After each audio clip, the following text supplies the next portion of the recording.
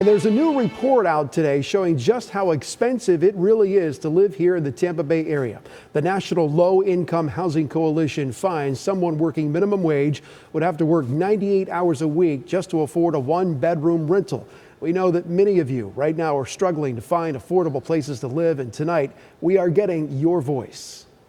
It's too expensive, especially with the job market the way it is, and it's hard to afford these houses with a rate increase and just the prices of a nice home, which you're looking for. That is the reality a lot of folks are dealing with these days, and it's not always just money that keeps people out of the housing market. Tonight, in-depth reporter Michael Paluska sitting down with a panel of experts to help you navigate the housing market and dispel some of the major myths.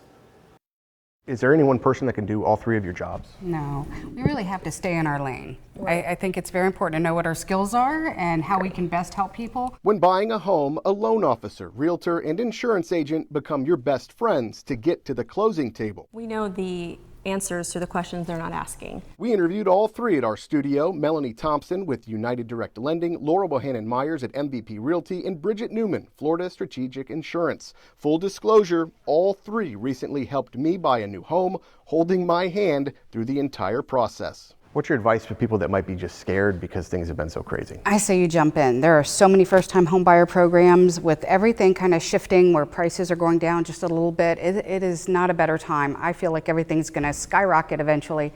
Right now, this is the time. This is what you've been waiting for. A lot of people might have this mindset of, oh, I don't want to overpay an interest rate.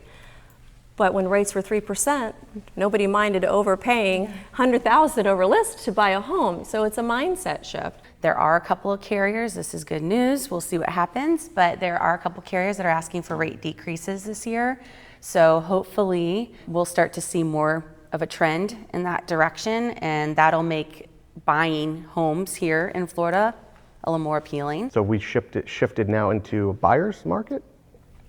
I guess you could say that a little bit more. I think it's a fair market for both right really. now. Right. This is a sweet spot. Flood insurance can knock some buyers out of their price range, but it is possible for some of those national flood insurance policies to be transferred to the new buyer, a process called policy assumption. I had one last week, it was like $8,000, and the seller had their policy and I got it for like $1,600 for the buyer. Yeah. Fantastic. The same is true for some mortgages. There are certain qualifications, but a buyer can take over an existing mortgage that's locked in with those lower rates. It looks like interest rates are here to stay for a while. They are, but there is some hope, and there are some things in your control with mortgage rates, and it is working on your credit. Sellers are gracious now and are giving some closing cost credits.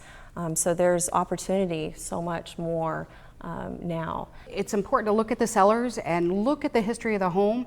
I've had a home yesterday that came down about $35,000 already in the last 30 days. Do people have to put 20% down now these days? You do not. You do not.